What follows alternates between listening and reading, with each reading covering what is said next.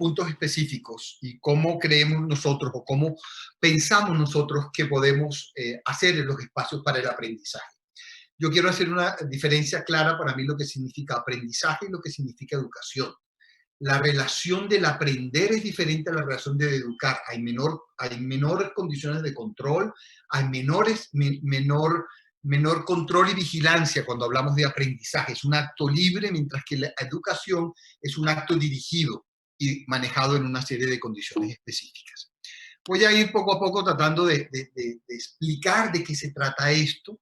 Voy a hablar sobre espacios para el aprendizaje y el juego, porque creo que el espacio en sí mismo es un mecanismo capaz de producir aprendizaje y de construir relaciones, y creo que es un tema fundamental. La otra vez con Guillermo, en alguna conversación que tuvimos, hablábamos de que la pandemia nos ha dejado una enseñanza importante, que es el espacio en sí mismo es necesario realmente para el aprendizaje. El aprendizaje de un niño no es solamente sumar información, no es solamente acumular información, sino es también las vivencias y lo que sucede en el espacio como tal. Y creo que esto va a ser el tema fundamental de la charla que voy a ir tratando de hablar. Hablaré de una premisa fundamental, que la arquitectura es acción, es performatividad. Me pregunto dónde radica el valor de la arquitectura realmente. El valor de la arquitectura para nosotros no está solamente en lo que produce, sino en lo que genera en términos de relación y de acción. Y la pregunta que quiero que nos hagamos es ¿para quién o por cuál motivo estamos diseñando hoy en día? Y esta es una pregunta mucho más amplia, pero que en el caso específico de espacios de aprendizaje estamos preguntándonos ¿para qué? ¿Para hacer edificios? Los edificios no son solamente lo fundamental cuando hacemos este tipo de cosas. Y la premisa con la cual nosotros vamos a hablar y vamos a tratar de explicar los proyectos que voy a ir mostrando y 5 puntos que voy a tratar de explicar, que creo que son necesarios en los procesos de proyectación de las escuelas y de los colegios y de los preescolares, es esto que llamamos nosotros la arquitectura de acción. Para nosotros el valor de la arquitectura no solo se basa en sí misma, sino también en lo que es capaz de producir en sus capacidades performativas. Una arquitectura que se define por lo que genera, una arquitectura capaz de promover comportamientos y relaciones para alentar a las personas a comportarse de una manera que antes creía imposible. Y de esto vamos a hablar en la mayoría de los casos. Esto me sirve de ejemplo. Es una obra de Pedro Reyes que se llama El Sombrero. Son una serie de sombreros que se unen y se pegan y me parece que es muy buen ejemplo que representa y explica lo que significa lo que nosotros llamamos arquitectura de acción. Esto deja de ser una obra compuesta de sombreros y se vuelve un mecanismo de comunicación. Cuando yo me pongo este sombrero entre muchas personas, tengo que comunicarme. El espacio propicia situaciones, propicia relaciones y propicia condiciones de aprendizaje. Entonces, la arquitectura debe propiciar formas de comportamiento, actividades, acontecimientos e interacciones que actúen en la construcción de relaciones de aprendizaje y socialización. El espacio escolar en su historia, y cuando uno lo analiza y mira cosas que a mí me sorprenden mucho, cuando uno mira la planta tradicional de los espacios escolares, sobre todo de los espacios que de alguna manera son espacios prusianos de enseñanza, un poco toda la aproximación lasallista del siglo XIX, la diferencia tipológica entre una cárcel, un colegio y un hospital es muy poca. Son exactamente el mismo tipo de planta. Y esa planta está pensada básicamente para un elemento de eficacia funcional, pero también un elemento de control y de vigilancia sobre lo que sucede en los espacios de los niños. Entonces la pregunta es, ¿cómo se generan los espacios realmente de los colegios hoy en día? ¿Cómo los debemos repensar y cómo nos podemos aproximar en ese punto?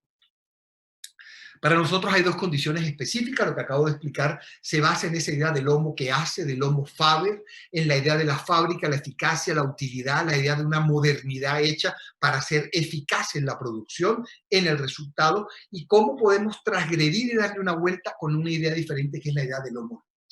El homo faber toma la fábrica como modelo y de alguna manera aparece lo que nosotros llamamos el funcionalismo, y el funcionalismo en las escuelas en términos generales. Entonces, en la era industrial se estableció un nuevo lenguaje arquitectónico representado por la fábrica, y este fue diseñado en base al modelo específico de producción, de controlar hábitos y dinámicas. Quiere decir, un espacio que se conecta rápidamente y es eficaz para conectarme de un punto a otro. Y está de alguna manera transgredido el espacio de la fábrica a la construcción del espacio educativo. La pregunta es, hoy en día lo fundamental es la conectividad entre dos aulas a través de un corredor. de manera eficaz o posiblemente lo que queremos es tratar de generar otro tipo de relaciones entre ir de una aula a otra que sucede en el espacio vacío, como la posibilidad de la construcción de la vida social y de otra serie de situaciones alrededor de esto. Nos interesa pensar en esa idea de homo ludens, del hombre que juega, la idea del juego como herramienta en que los individuos usen el espacio de otra manera, un juego como instrumento detonador de actitudes y situaciones nuevas, lo anómalo, lo nuevo, lo inesperado, cómo puedo introducir otras formas de utilizar el espacio que están más allá de la eficacia funcional. Esta imagen de mi amigo Camilo Magni en la Feria Mundial de Milano hace unos años, para mí es bien importante, es como una silla que es funcional, que me sirve para ver un evento que se da en este lugar, termina convirtiéndose también en un elemento de juego, pero termina siendo para mí esto lo más importante. Cómo una familia a través de este juego descubre cosas y construye una interrelación entre ellos. Esas situaciones de alguna manera lo que queremos que comience a aparecer en los colegios. Entonces, además de establecer arquitecturas basadas en la eficacia funcional y la resolución de espacios pensados desde el hábito, lo que queremos es explorar más allá de la función y entender que podemos construir espacios basados en la lúdica, el juego, la anomalía como crítica a la idea de la eficacia. La arquitectura no debe buscar, y específicamente en este caso la arquitectura educativa, no debe buscar solo la eficacia y la utilidad en el espacio. El construir espacios lúdicos y de aprendizaje que permitan el desarrollo de otros tipos de comportamientos y relaciones en los espacios educativos y sus comunidades. Voy a hablar de esto específicamente, la arquitectura como mecanismo de aprendizaje. El espacio escolar es un mecanismo de aprendizaje que en sí mismo permite que puedan suceder muchísimas otras condiciones.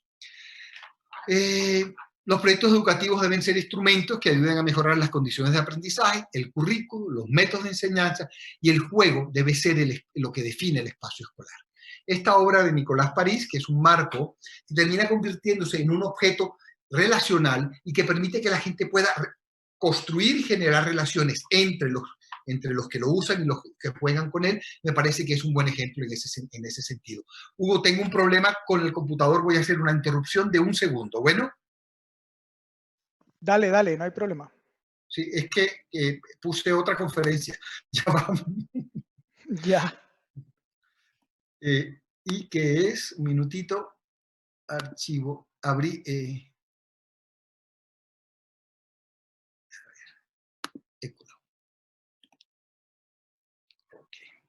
Entonces, puse una que es mucho más larga y tenemos el tiempo muy contado. Es la misma, pero más reducida. Bueno, entonces la pregunta es, ¿para quién o por cuál motivo estamos diseñando hoy en día? Nos interesa entender que el espacio no es simplemente una condición inerte. El espacio también es todo lo que construyen todos los agentes, los hábitos, la cultura, la historia, la naturaleza, la lluvia, los animales, la tecnología. Y eso implica... Giancarlo, dime. tienes que compartir la pantalla. Yo creo que no la estás compartiendo. No la he compartido. Bueno, creo que he armado un zaperoco fantástico. Según yo, no. Compartir pantalla. Aquí estamos. ¿Listo? Volvimos. ¿Ok? Ahí, perfecto, perfecto. Está. Bueno, esta pregunta me la había hecho antes. Hablé de un par de cosas que no estaban en esta, que me parece que sirven también como una condición de aproximación hacia el interior de la conferencia. Repito, es la misma conferencia, un poquito más corta, porque tenemos el tiempo muy específico de lo que entendí. Entonces, estaba hablando un poco de que el espacio en sí mismo no es una condición vacía y abstracta, sino que está compuesto por quienes lo ocupan y de una cantidad de condiciones más allá de la condición de vacío. Entonces, más allá del humano, y creo que ese es uno de los temas fundamentales que hay que poner en la mesa de discusión, más allá del humano, la arquitectura debe explorar prácticas que sustituyan al hombre como el único factor existente para definirla. Favorecer la aparición de acuerdos entre actores humanos y no humanos permite la construcción de una arquitectura poshumana, más allá del antropoceno, inclusive y diversificada al interior de un sistema global constituido por entidades orgánicas, inorgánicas, políticas, sociales, ambientales, de otras condiciones. Y eso implica el repensar eso que nos han enseñado en la escuela alrededor del espacio. A nosotros el espacio que nos enseñaron es una condición vacía compuesta por materia y que la gente funciona y gira alrededor de esto. Replantear la arquitectura más allá del humano significa pensar a la noción de espacio.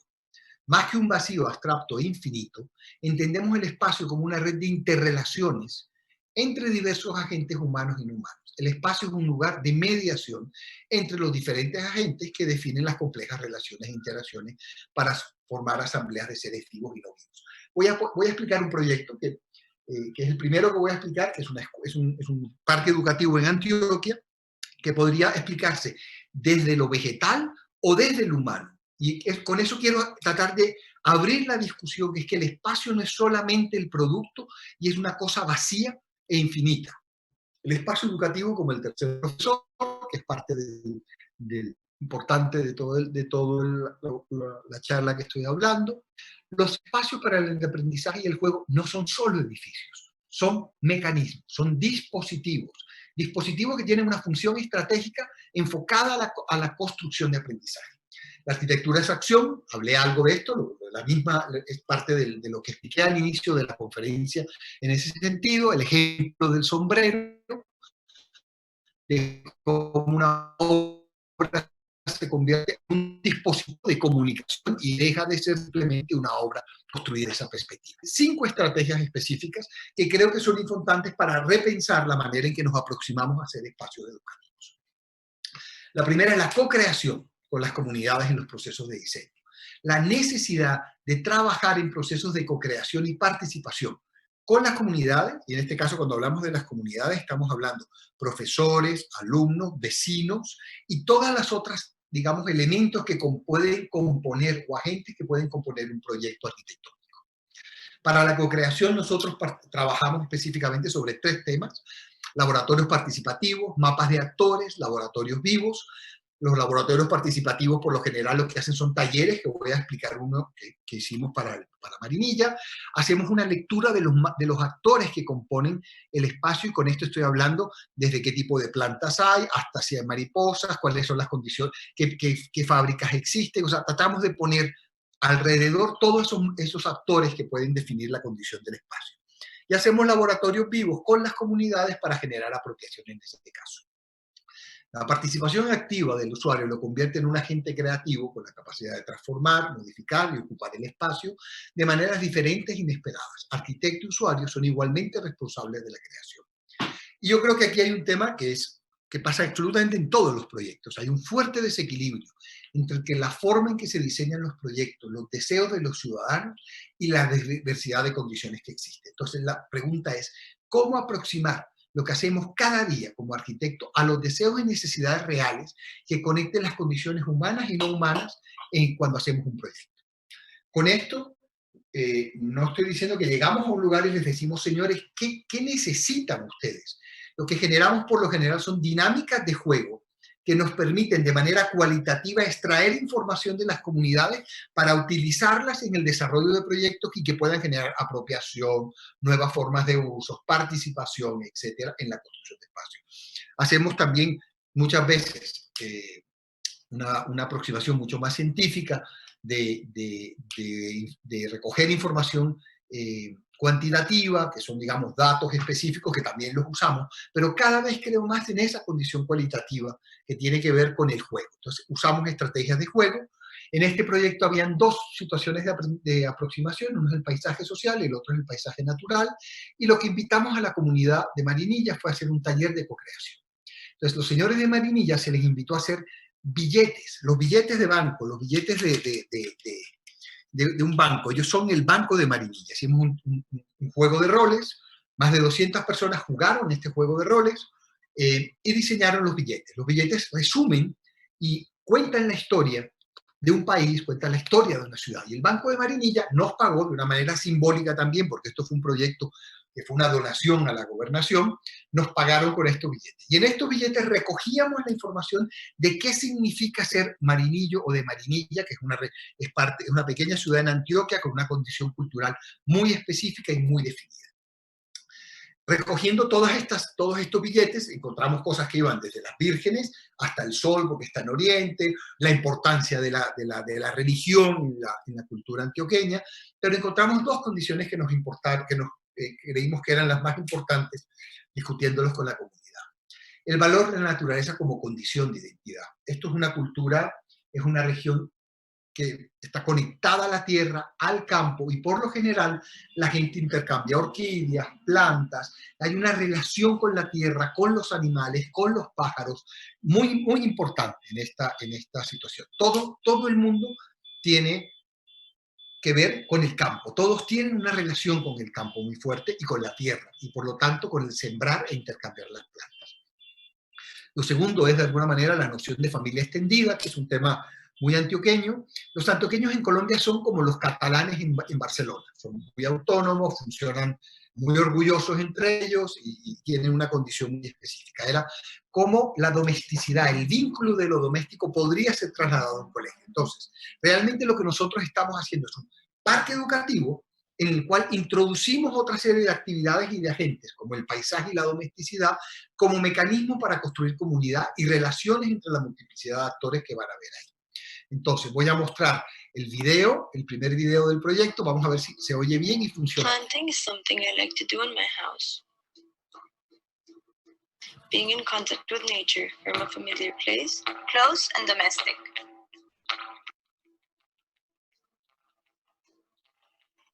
The first thing you have to do is choose a plant pot.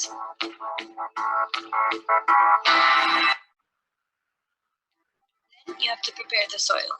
It must be fertile and have the nutrients that the plant needs. Now you can put the plant carefully into the soil.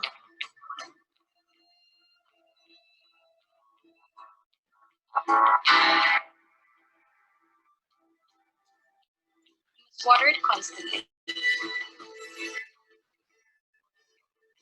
When I'm not home, I ask my family and my friends for help. We all take care of it. The plant must be in an illuminated place to grow with strength. My favorite part is to place it next to the rest of the plants. I planted some of them myself. Others have been gifts from my neighbors. My garden has a little piece of everyone in the community. These plants make me feel at home.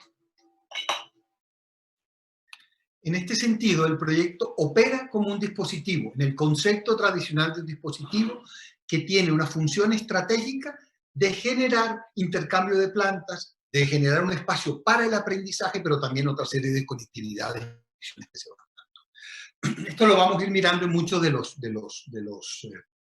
proyectos, pero me interesa mucho una arquitectura que pueda crecer, que pueda ser adaptativa. En este caso, lo que hacemos es aproximarnos a entender cómo un sistema de crecimiento tipo raíz o tipo conectividad permitía desarrollar un espacio educativo que con el tiempo podía crecer y adaptarse a nuevas condiciones. Uno de los temas fundamentales en los espacios de aprendizaje es que están cambiando constantemente, los modos de enseñanza cambian, y cómo pensar arquitecturas que puedan ser de alguna manera inacabadas y capaces de adaptarse a esta condición. Entonces, el proyecto es una estrategia, es una conectividad de redes inacabadas, que son básicamente configuraciones inacabadas basadas en la extensión de ramas que pueden crecer a través de nuevos brazos, de acuerdo con cambios en situaciones específicas. Funcionan básicamente como una planta, con una raíz, tienen inteligencia propia y yo puedo ir asumiendo y pudiendo poner situaciones que me permitan que pueda crecer. Muchos de nuestros proyectos los volvemos juguetes, los volvemos elementos porque están pensados más como sistemas de disposición que como mecanismos de trazo del arquitecto. Después voy a hablar más de esto, la diferencia entre disponer y la diferencia entre componer, y la noción de composición versus la noción de disposición en la construcción de un colegio. Entonces, este proyecto puede ir creciendo y se le pueden ir poniendo brazos y ramificaciones que van a permitir con el tiempo tener diversas configuraciones. En esto, antecitos de pandemia, eso se paró un poco ahí, me llamó el alcalde y me decía, quiero crecer el colegio. Le dije, el colegio tiene unos protocolos, unas instrucciones, una manera de crecer en la cual usted mismo puede definir cómo puede crecer. Y le entregué nuevamente como los protocolos de crecimiento de un colegio, de esta escuela. La escuela básicamente es un proyecto que crece con la naturaleza. Es un proyecto hecho en una malla de aluminio con una serie de espacios a su interior, que son estas burbujas, que son las aulas de clase, que son la manera, digamos, tradicional. En este caso no había una experimentación alrededor del aula, pero lo que más nos interesaba era la aparición del espacio vacío, la posibilidad de conectar a través de estos brazos diversas comunidades y permitir que el colegio pudiera funcionar casi que como un espacio público. La gente recorta el espacio para llegar de un lugar a otro, lo voy a explicar más. Este es el centro de Marinilla, estos son los barrios de periferia, el proyecto está localizado en una zona deportiva, la gente puede venir por el espacio, subir, entrar y conectarse con el barrio. El espacio está abierto, como lo es un colegio público abierto a la comunidad, donde la comunidad, además de que están habiendo procesos de aprendizaje, interactúa con lo que sucede alrededor. No es un espacio aislado, por lo general los rectores de los colegios definen qué sucede y son de alguna manera controlan el acceso a los centros educativos. Este es el centro educativo antes de que la naturaleza le crezca. Me interesa mucho esa idea de una arquitectura que a veces se ve sólida, a veces se ve transparente, y esto es lo que debe ir pasando con el tiempo. En la medida que el proyecto va usándose y la comunidad se va apropiando de él, debería ir llenándose de vegetación, enredadera, casi que es una especie de greenhouse, un garden que va creciendo con el tiempo. Es un proyecto hecho con materiales baratos, malla de aluminio, teja, lo que llamábamos nosotros, hubo la teja Hover, que era lo más barato que había en Colombia hace unos años, que son tejas de policarbonato y que permitía que pudiéramos tener un espacio muy, muy económico. La mayoría de los proyectos que voy a mostrar son proyectos públicos como este, con recursos muy limitados.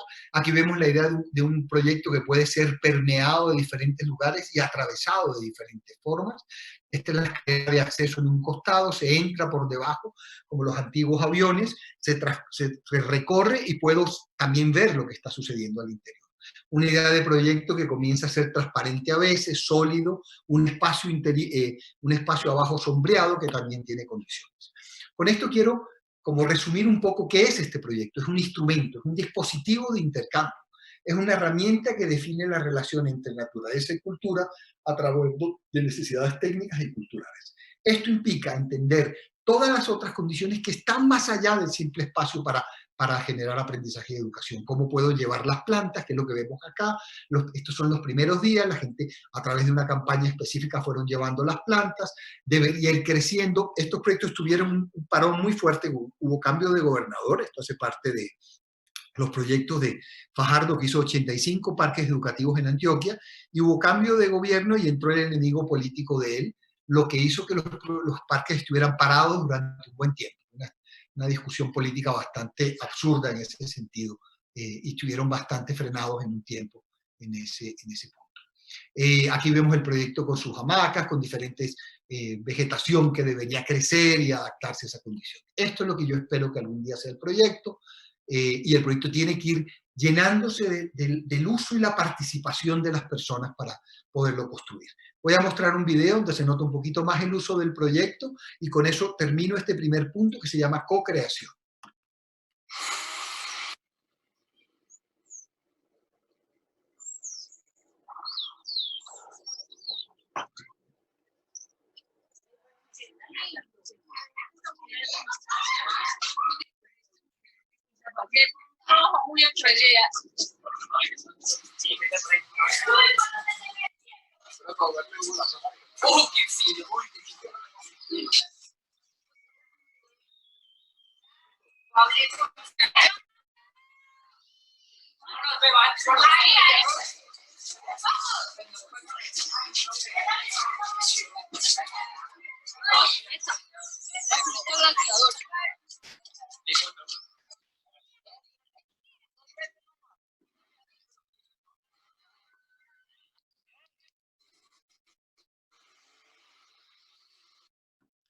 El segundo tema es el espacio como tercer profesor, la idea del currículum oculto, y la lúdica como definición del espacio. Este fue un proyecto muy bello, es un proyecto privado. Trabajé desde el inicio con la directora, que es Silvia Pinedo, que viene trabajando con los métodos de Loris Malaguzzi en los temas de preescolar, y trabajamos de la mano. Yo creo que ha sido de los proyectos donde he podido lograr una relación entre lo que se quería en términos de relación, de aprendizaje y el espacio como tal en ese punto. La arquitectura es el tercer profesor. Las actuaciones pedagógicas deben ir más allá de la ejecución de proyectos físicos, lo que decía un poco al inicio. Los proyectos no son solo edificios. O de la forma arquitectónica, para jugar un papel preponderante en la transformación social de la ciudad del ciudadano, es decir, en la construcción de ciudadanos y ciudadanía. El espacio arquitectónico propicia formas de aprendizaje. Esto se llama el preescolar Baby, es en Barranquilla, en el Caribe, al norte de Colombia, y esta es una profesora fantástica, emocionada con lo que hace, comprometida con lo que hace. Entonces, lo que hicimos con ella fue tratar de entender cómo quería enseñar y cómo el espacio, a través de una idea muy precisa, que son los reflejos, la transparencia y la idea de un espacio que pudiera extraerse, comprimirse y expandirse, construye un poco la manera en que terminan construyendo. Creo que es muy importante cuando muestre un video de las entrevistas con los profesores y las personas, cómo entendieron y cómo el espacio está operando.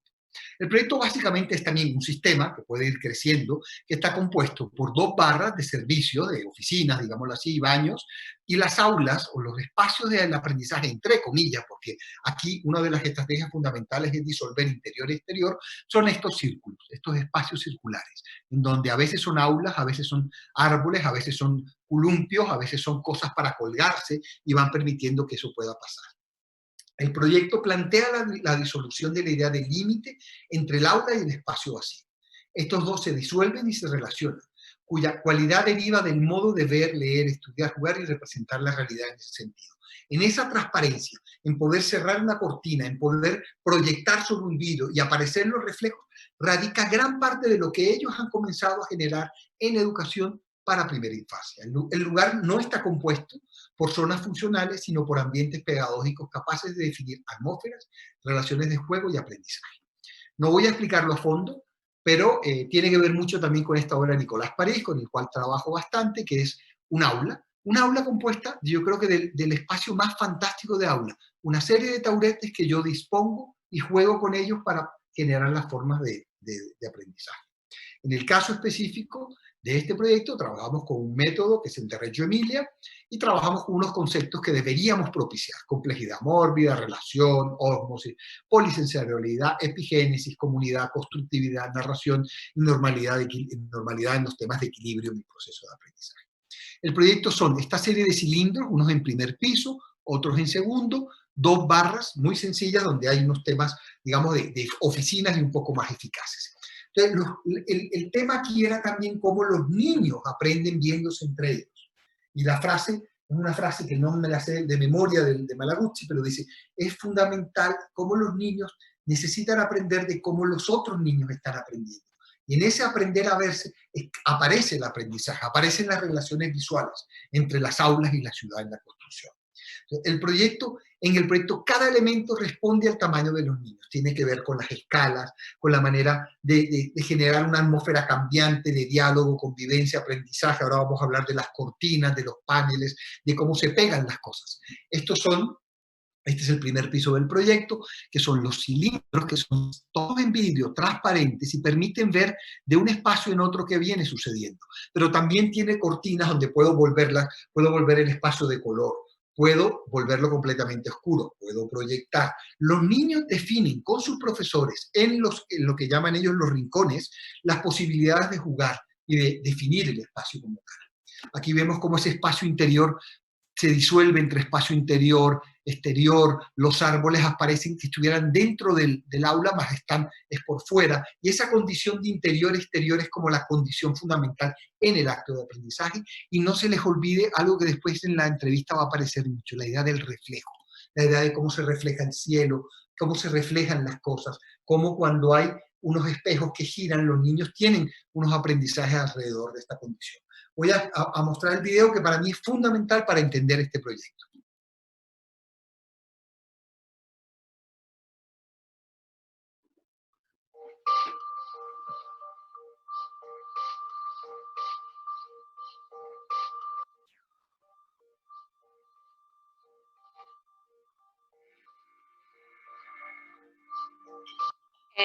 El espacio libre que se presenta aquí, de los vidrios, de la naturaleza, que parece, o sea, es como una naturaleza encerrada, aporta muchísimo para el crecimiento de cada individuo. Las formas orgánicas de los círculos, de los salones, que hacen que fluya el tránsito, no hay como esquinas que te privan de ver de un lado hacia el otro, que los salones sean todos en vidrio, hacen que el niño no se sienta encerrado, sino que al mismo tiempo que esté dentro de su salón, se sienta que esté afuera, y también ayuda eso a que él aprenda a concentrarse habiendo como otros movimientos y otras cosas funcionando afuera del salón. Lo que a mí me llama mucho la atención de este jardín es que es muy conectado con la naturaleza y con lo que uno vive en el día a día. Plantas, hasta los árboles, entonces los niños ven como que todo lo que pasa en las calles lo tienen todo aquí en un solo lugar.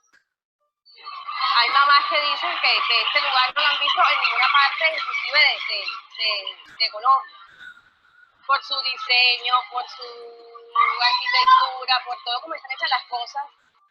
La verdad es que no es el que me queda más cerca, porque tengo muchos jardines cerca, de más tradición, pero conocí este y la verdad es que quedé encantada tanto con su arquitectura como con su modelo de aprendizaje. La verdad es que no tengo nada malo de decir, estoy súper feliz aquí y creo que mi hijo también está viniendo aquí.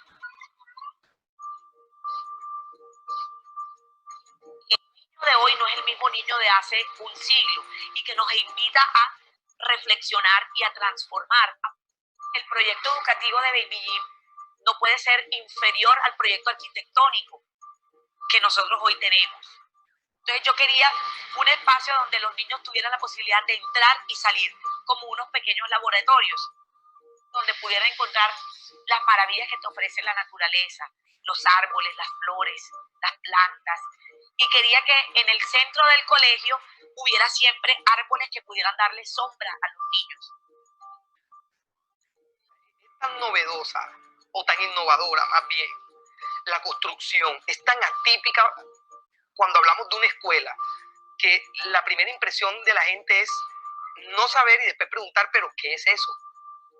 Y se dan cuenta de que hemos convertido en la transparencia en parte de nuestra experiencia educativa, y que es un plus de la escuela que tú puedas ver a través de todas estas capas. Baby Jim no tiene barreras reales.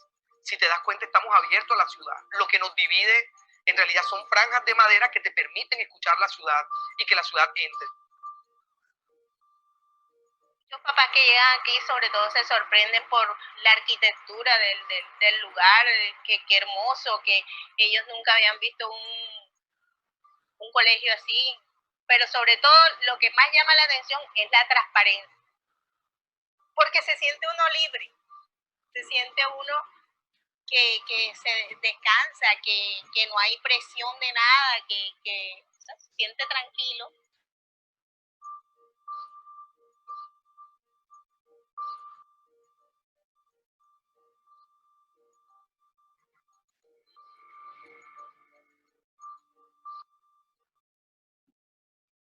Este es parte de ese primer piso, donde esa situación de, además de ver hacia afuera, que creo que es fundamental, lo vamos a ver en otros colegios, en otros preescolares, la necesidad de hacer que los espacios educativos tengan relación con el exterior, no pueden seguir siendo espacios aislados a través de unos muros, como si el mundo no existiera. La idea de un espacio interior-exterior que se va disolviendo, cómo la naturaleza aparece, lo que decía la directora del colegio, que eran como una especie de espacios que podían entrar, salir, donde la naturaleza se fundía, y ese trabajo en paralelo me parece que fue muy importante. Voy a explicar un proyecto un poquito más rápido porque perdí mucho tiempo al inicio de la charla, que es otro jardín escolar, que es un jardín escolar que se llama La Ilusión. Y voy a explicar las temáticas, simplemente voy a ser un poco más eficaz y rápido, que fueron importantes en el proyecto. El proyecto lo llamamos un lugar sin fin, un 100 pies de aprendizaje. Y lo que hacemos es utilizar el corredor, que es la estrategia de mayor eficacia para relacionar las aulas, y lo convertimos en el eje principal digamos, del currículum oculto de este proyecto. Cómo convertir la circulación en un sinfín, en un 100 pies que permite tener una gran cantidad de situaciones cognitivas diferentes. El proyecto funciona como una estructura abierta y modular. Se basa en un sistema de crecimiento que es el sinfín, que también puede crecer de alguna manera en el futuro. La idea de sistema y rizoma como crecimiento, Y más que un diseño específico, es una estrategia que va a permitir una manera específica de enseñar en este colegio.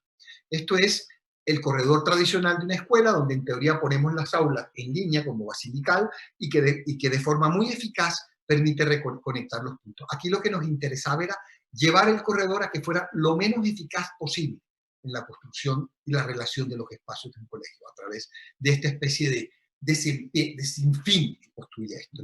Estas son las aulas que vemos que son estos medios círculos. Ahora voy a explicar cómo se completa el círculo con unos fuelles que abren y cierran dependiendo si está lloviendo, si los niños, que además no lo habíamos pensado así, cuando había epidemia de gripa, cómo los niños podían salir al exterior sin estar 100% expuestos, pero también podían tener más aire puro y limpio en su proceso de educación. Al inicio hay una capilla, esto es para una congregación específica que es el Opus Dei, y al final estaban, digamos, parte de las oficinas y los servicios generales del proyecto. Aquí está el oratorio, la idea de esa circulación de 100 pies que nos permite además que los niños puedan recorrer el espacio de muchas maneras, de forma orientada o no orientada, lo voy a explicar mejor. Está el oratorio, aulas especiales, kinder, pre-kinder, toda la cafetería que está en este punto, la parte del baby care y las oficinas que estaban al final. ¿Qué nos permite esta estructura del proyecto? Bueno, este es una axonometría que es bellísima, pero en la pantalla se ve muy mal, pero se ve cómo lo que hace este sistema de sinfín es construir una serie de espacios temáticos, con tematizaciones muy específicas que me permiten, si yo lo atravieso en un sentido o en el otro, operan casi como las bandas de Koolhaas en la Villette, que va desarrollando jardines temáticos, o puedo ir girando alrededor del espacio, que además el espacio a veces se levanta, baja, se hunde, o sea, los niños, hay momentos en que los niños están a nivel, su cabeza a nivel del piso, entran, salen a través de esa circulación poco eficaz, y hay una circulación más eficaz que permite conectar las aulas a través de esta línea que estoy proyectando en este punto. Imágenes del proyecto. Estas son las imágenes que a mí me gusta mostrar. Cada día odio más los renders, me interesan más imágenes un poquito más abstractas que nos permitan de verdad entender la arquitectura. Las temáticas que tratamos de desarrollar son las circulaciones inducidas y no orientadas, la idea del tercer profesor, flexibilidad y diversidad, espacios activos y pasivos y el aula como propuesta. Los niños descubren el espacio en la exploración de su entorno. En el vagar y caminar se construye el aprendizaje del mundo, sobre todo en estas condiciones. Entonces tenemos diversas formas de movernos en el espacio, unas inducidas, otras no inducidas, y aquí vemos en estos diagramas azules la posibilidad o de recorrer el espacio transversalmente, que era lo que explicaba ahora, o de tener espacios donde la escala cambia, en donde los niños pueden vagar de diferentes maneras. No hay una manera de recorrer el espacio. Estos son parte de los recorridos que son inducidos, que son parte de esto. La idea de atravesar los jardines, cada uno de estos especies de embudos, no sé cómo se puedan llamar, tienen unas condiciones específicas y materiales específicos. Los niños experimentan lo blando, lo duro, lo que suena, lo que está colgado, lo que el viento mueve, etcétera, etcétera. Entonces son recorridos no orientados que permiten usar el espacio de diversas maneras. Esta es una imagen de uno de esos patios temáticos o patios cognitivos que llamamos nosotros. La idea es precisamente, voy a explicar ahora la idea del tercer profesor, los espacios temáticos y cognitivos, en donde cada uno de estos elementos que estoy señalando tiene materiales y condiciones diferentes, lo que permite que los niños experimenten el espacio de una forma diferente. Algunos son inclinados, como el primero, que ayuda a que también los niños puedan tener una condición de equilibrio, de orientación, y que permita que además pueda haber cine para la comunidad o cine para los chicos o para los padres de familia, el patio de los objetos, el patio del bosque y las escondidas, que son estacas, que tiene que ver con otra manera de recorrer el espacio en ese sentido, el espacio táctil de arenas y barro, donde los niños van a llegar a la casa como a mí me gusta que lleguen, sucios, empuercados, que no lleguen muy puliditos, porque quiere decir que pasaron muy mal en el colegio. Los espacios, el patio de los objetos y las cosas colgadas, donde los niños se pueden colgar, brincar y transformar su espacio de esa manera. Patio del sonido y del viento, y que son este tipo de espacios. Fíjese que los espacios a veces se hunden, se inclinan, y los niños pueden tener otra relación con la condición del espacio en ese sentido. También trabajamos la idea de espacios activos y pasivos, tiene que ver con la escala de los niños, no voy a profundizar, pero cómo hay ciertos espacios donde los niños pueden, digamos, entrar y tener una acción mucho más pasiva de jugar con algo pequeño, o los espacios activos donde los niños corren alrededor. La idea de, aquí estoy definiendo cuáles son los espacios pasivos, cuáles pueden ser los activos, etc. Una imagen de una de las aulas cuando se está cerrando. Ahora explicaré el aula con un poquito más que tiene que ver con la idea de flexibilidad y diversidad.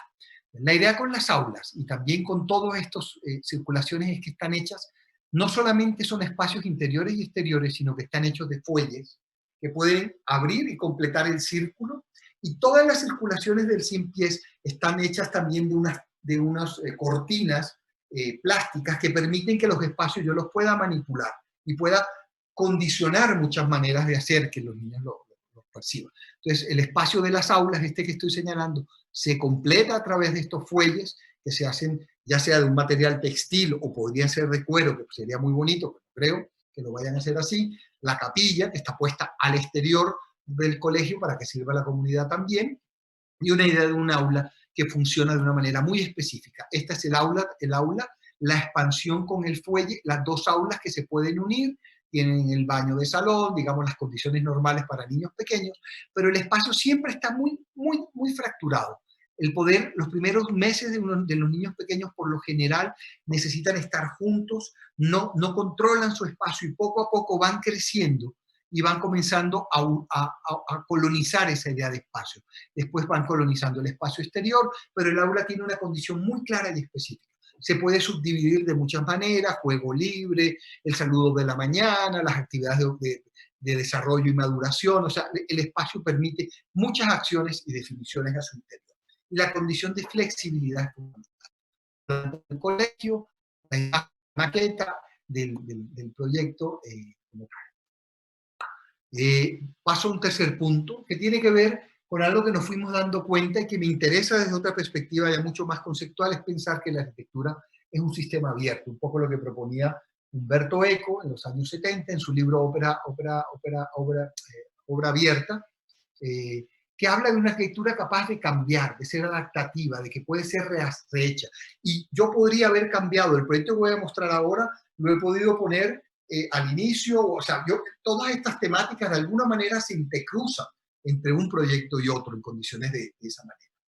Para esto es fundamental entender que nosotros creemos, además, que la arquitectura es una práctica material y que trabaja como una estrategia, o sea, es un dispositivo que opera en condiciones de materialidad, igual que opera en términos de ser una estrategia y de funcionar como estrategia para que pasen ciertas cosas. La materia también tiene inteligencia propia, se puede adaptar, puede crecer. Entonces, aquí lo que nos interesa es la capacidad de la práctica material, que nos interesa el comportamiento de los sistemas, cómo actúan. Yo puedo diseñar sistemas en donde está compuesto de piezas, módulos, y donde yo puedo definir unos protocolos de cómo puede crecer en el tiempo, en donde desaparece el arquitecto como tal. Aparece la importancia del diagrama como estrategia, la diferencia entre componer y configuración. Cuando componemos aparece el trazo, la obra del maestro, eso que es un acto muy específico, el trazo del arquitecto, la composición y la autoría. Cuando configuro, defino una serie de piezas y elementos que le puedo dar a otro para que sea quien haga el colegio. Y lo voy a explicar en el último proyecto donde hicimos 21 preescolares en 1 año y medio con un sistema. Es como si yo te diera un Lego arquitectónico y se lo doy a muchos arquitectos en una comunidad para que cada uno configure como lo necesita. Puede crecer y adaptarse. Y permitiría adicionalmente poner piezas nuevas en la medida que aparezcan nuevas formas de educación. No lo voy a mostrar, pero una universidad que estamos haciendo en Roma, en donde a raíz del COVID aparecieron 3 módulos que no estaban pensados y que van a comenzar a aparecer dentro de ese proyecto. Más que una arquitectura acabada y cerrada, planteamos el desarrollo de sistemas abiertos y adaptativos, compuestos por módulos y patrones de asociación, capaces de adaptarse a las más diversas situaciones, ya sean topográficas, urbanas o programáticas. Esta estrategia, esto es importante entenderlo, genera más que edificios, estrategias materiales dispuestas a crecer y cambiar. No es un edificio específico, es una estrategia. Y es una estrategia material que tiene una inteligencia propia, así como la tienen cierto tipo de condiciones en la biología. Las plantas crecen bajo ciertas condiciones que actúan en el interior del exterior y en reacción.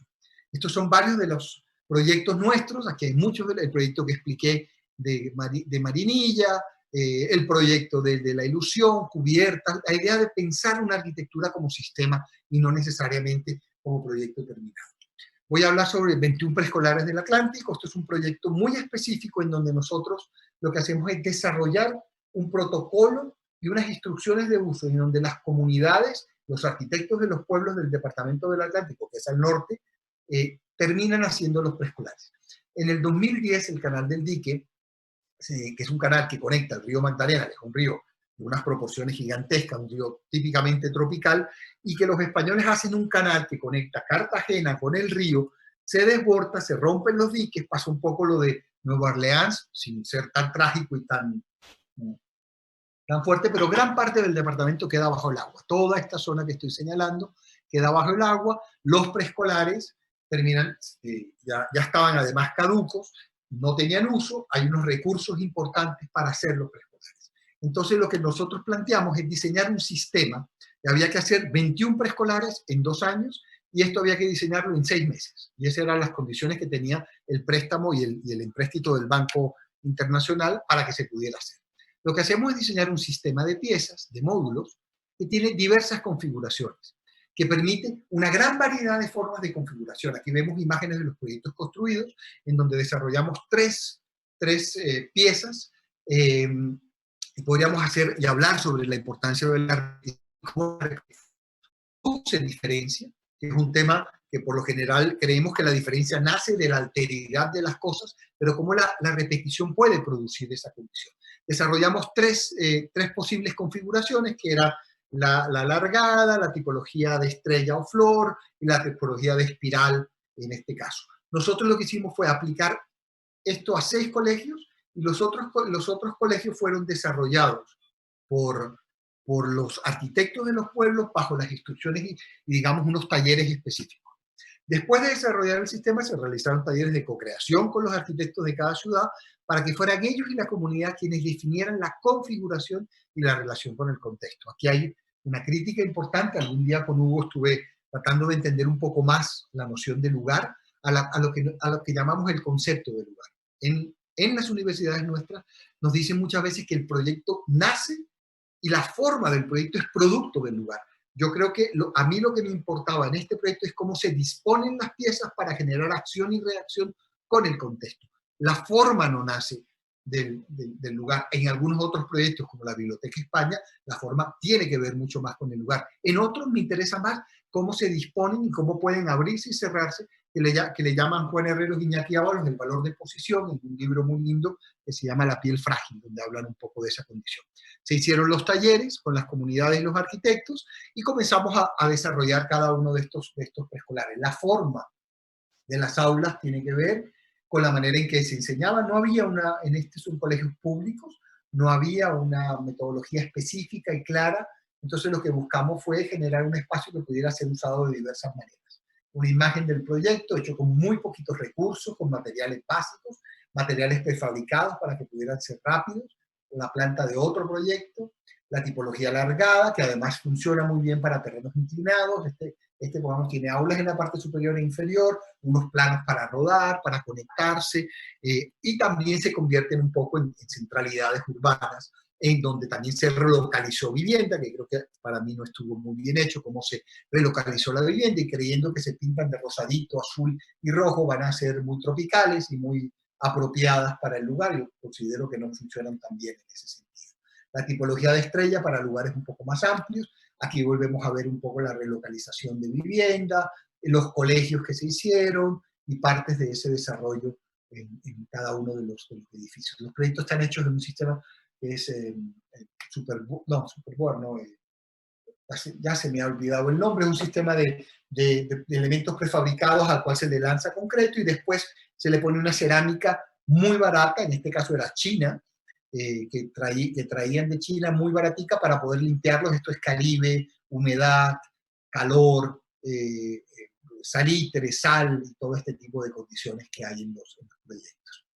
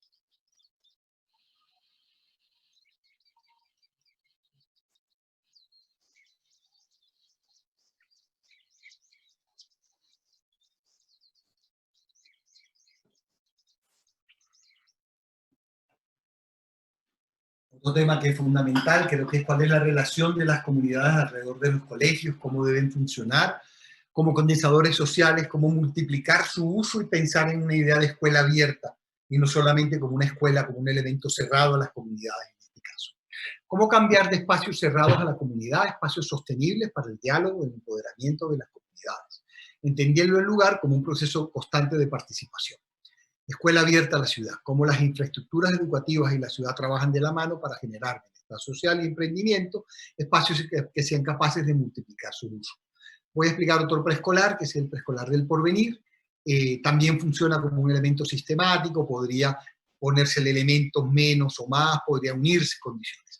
Básicamente el tema fundamental aquí es construir dos condiciones espaciales contrarias que permitan que pueda existir un doble uso en el uso multiplicar el uso del preescolar, que puede estar abierto a la comunidad mientras los niños están adentro, y cómo las condiciones espaciales de un espacio son diferentes a las otras. Todo lo que está alrededor de este óvalo, nosotros lo llamamos que pertenece a los niños, es un espacio intrincado, de alguna manera laberíntico, hecho de pequeños nichos donde la escala del niño va cambiando y donde se van adaptando otra serie de condiciones en ese caso.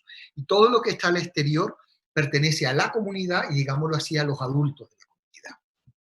El espacio entero tiene una función pedagógica, lo podría explicar de cómo se gira alrededor de ciertas temáticas y cosas, pero voy a centrarme un poco en la condición pública. Esto es la maqueta del proyecto, todo lo que está al interior pertenece a los niños, la manera de recorrer las aulas tiene que ver con moverme de un lugar a otro y de generar una gran cantidad de subespacios y patios de diferentes escalas que van permitiendo que eso se vaya dando. Este espacio es un espacio intermedio que funciona casi que como un articulador entre lo público y lo privado. Aquí la comunidad hace bazares, se conecta al comedor, hay comida gratis para las comunidades más pobres, hay cine, hay una cantidad de situaciones que permiten que esa condición se vaya dando. Esto es el espacio de articulación, los espacios que son de alguna manera comunales para la gente del barrio, y esa idea de un espacio que puedo recorrer como laberinto y una cantidad de subespacios y patios, no como un gran lugar para formar a la comunidad, sino lugares y subespacios donde los niños pueden construir comunidades como tal. Una imagen del proyecto ya construido, y a mí me interesa mucho esta imagen. Este preescolar está hecho con el mismo presupuesto de este colegio basilical y casi que de control y vigilancia que podría ser un hospital, una cárcel o un colegio, ¿sí? Y está hecho con el mismo presupuesto, y está hecho 4 años antes, pero está hecho con el mismo valor en dinero en su momento. Y la condición simplemente de lo que produce esto a la comunidad, a un colegio que tiene un muro con una reja que no me deja construir espacio público, es gigantesca. El colegio está grafiteado, muy dañado, mientras que el preescolar se mantiene muy bien en esa construcción en comunidad. Aquí vemos la relación del colegio con la ciudad, es un muro grande. La relación del preescolar es una reja convertida casi que en una especie de sembrado de bambú, un poco vegetal, que permite que los niños de primera infancia tengan relación con la ciudad. Y comenzamos a dar espacios públicos también. Yo no necesito todo el espacio y tener que enmarcarlo si soy un edificio público. Yo puedo dejar espacio público, siendo público como edificio, a los demás. Imágenes del patio interior en algunos de los subespacios, la manera de recorrerlo, la idea de la transparencia, pero a la vez también del control y la seguridad con los niños, la idea de los subespacios que se van generando verdes, el recorrer las huellas, etcétera, etcétera.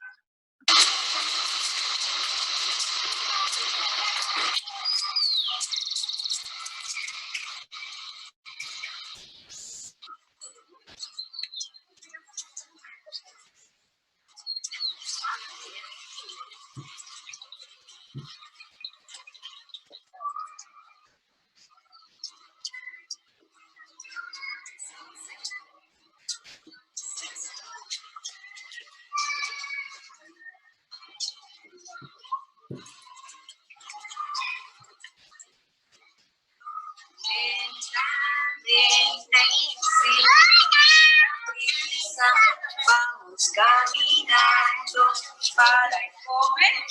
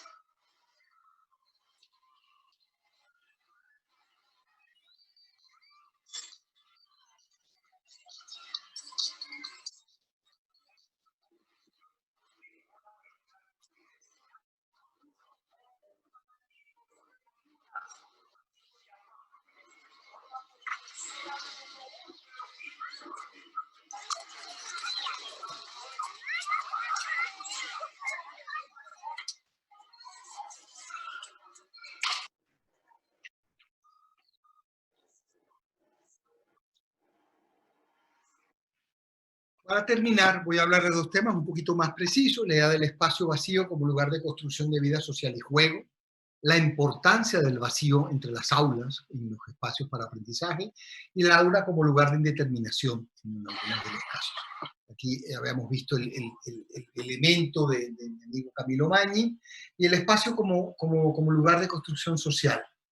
La importancia del vacío y del juego en la construcción de los espacios de aprendizaje en el vacío radica que es el lugar donde se da la vida social. Y yo creo que es importante entender que este espacio es tan importante como el aula y tiene una función pedagógica tan importante como el espacio donde se da la educación, entre comillas, formal y dirigida. En el espacio vacío se generan, desde el punto de vista de los niños pequeños, espacios cognitivos de aprendizaje. De los niños mayores, las relaciones, las amistades. En las universidades, las grandes asociaciones, los noviazgos, las sociedades. O sea, ahí es donde se da la vida en comunidad. Ahí es donde se construye. En el aula se recibe información, aunque creo que debe cambiar la función del aula en esa construcción de recibir información también. La estrategia del proyecto es multiplicar y poner en contradicción el elemento organizador, que ya lo hablaba, que era el del corredor, y buscar que pudieran haber una serie de franjas temáticas. Voy a explicar un colegio que acabamos de terminar, que es el Colegio del Besia en Bogotá. Es un colegio suizo, con unas condiciones muy complejas como arquitectura. El primero, que era que el colegio existe y es monumento arquitectónico, hecho por un arquitecto Schmidt, suizo. Para los suizos su colegio es súper importante, y con una educación bastante suiza, muy regulada, en donde no querían ninguna experimentación con el aula. El aula era profesor, alumno, la flexibilidad y tal, propuse muchas cosas. Entonces nos concentramos sobre todo en tratar de llevar en el espacio vacío la construcción de un espacio que pudiera propiciar otro tipo de relaciones al interior del espacio. Esto, donde están los puntos rojos, son el colegio del Besia, el colegio hecho por Schmidt en el año 40 y algo, con su teja de barrio y sus condiciones específicas. Y en los años 80, Alejandro Sokolov hace una bibliotequita, que es la que estoy señalando, una bibliotequita que está hundida en un patio inglés, y usamos la misma estrategia que hace Sokolov, que es este elementico que está hundido, que es bajar la escala del colegio, hundir a través de un patio inglés parte de esas aulas. Esto es un crecimiento de primaria y bachillerato. En ese caso, hacemos el patio inglés, y lo que hacemos es prolongar. Aquí la condición de lugar es mucho más precisa. Este es un proyecto hecho mucho más de trazo y de relación con la condición específica que tengo al lado, que otras cosas que he mostrado, y prolongamos un poco esa idea de barras desarticuladas, y lo que hacemos es tratar de generar muchos subespacios alrededor de estas barras desarticuladas. La segunda opción es coger el espacio verde, tomar ese espacio verde que hay en el colegio y subirlo a la cubierta del proyecto. O sea, convertimos la cubierta en el patio de juego. Los niños corren por la cubierta, los niños se botan a través de cuerdas desde la cubierta hasta el primer piso. Los niños se botan a través de toboganes desde el tercero al primer piso, y convertimos la cubierta en parte del jugar de los niños. Posiblemente todo aquello que mi mamá no me dejaba, subirme al techo, botarme por una cuerda, subir por un muro de escalar, todas aquellas cosas que me vivían regañando, pero que a mí me encantaban, que era caminar por el techo de mi casa, que rompía las tejas, dañaba el techo, etcétera, etcétera. Y sobre ese techo ponemos unas aulas específicas, que son las aulas de música, de arte, con la posibilidad de expandirse hacia la parte exterior. Pero el proyecto lo que hace es desaparecer de cierta manera con respecto a lo que hay en el colegio y producir un edificio que se articula con el colegio existente, que es el que estoy señalando, y aquí vemos bachillerato y primaria, que están con excesos independientes, casi que se tocan en su vértice, pero no logran. Esta es la biblioteca de Sokolov hecha con anterioridad. Usamos un material muy neutro, un material casi de hielo, que no entrara a competir ni que fuese el color del colegio o el material del colegio, es un material casi tan neutro que comienza a desaparecer y que se vuelve una condición de luz. El proyecto plantea multiplicar los lugares de reunión, armando sus espacios a manera de nichos o lugares de encuentro. El espacio vacío de las circulaciones es el lugar de las reuniones y de juego de pequeños grupos identificables. Aunque no está 100%, desaparece esa idea de corredor lineal único, y la idea era tratar de generar la mayor cantidad de pequeños subespacios en esa construcción del colegio. En esa idea de poder subir a la cubierta, vagar, rodar, botarme por un tobogán y tener y apropiarme de esos lugares del espacio. Esto es una imagen del colegio desde la biblioteca de Sokolov, que le pusimos el mismo material de cubierta que los otros. El colegio lo que busca es esto, generar muchos nichos, muchos lugares de circulaciones como de encuentro para correr por el techo, brincar entre mallas, pues puedo botar de un piso a otro. Las circulaciones tienen una malla, yo voy corriendo, puedo brincar en la malla y seguir corriendo. Hay hamacas, planos inclinados, rodar desde un piso a otro, todo aquello que no nos dejaban las mamás, básicamente, ¿sí? Como en esa idea de no dejar hacer nada. La relación de cómo se articula el colegio con el proyecto, una imagen desde la cubierta, de las cubiertas verdes, la idea de generar concavidades y convexidades blandas donde los niños se van reuniendo y produciendo como sus afectos, sus comunidades, sus grupos, convertir el plano inclinado para subir en un rodadero, en una especie de tobogán libre, la posibilidad de sembrar.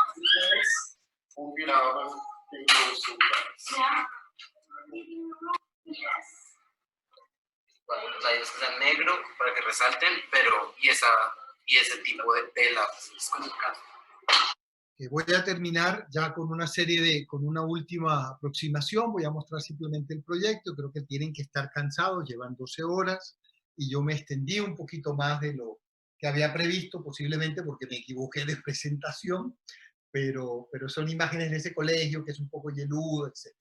Lo otro ya lo hablamos, lo voy a explicar rápidamente, la importancia de la flexibilidad y la adaptabilidad, la idea de un aula que sea capaz de cambiar, de ser adaptable, la configuración del aula como una cosa que pueda ser hecha entre los alumnos y profesores, y este ejemplo me gusta mucho, es un aula abierta de una exposición de Nicolás en París, en donde los cubos, la forma en que se configura el aula, lo definen dependiendo de la clase de panadería, de la clase que se va a dar con respecto a la comunidad del barrio. Entonces, ¿cómo el espacio del aula puede ser definido entre los mismos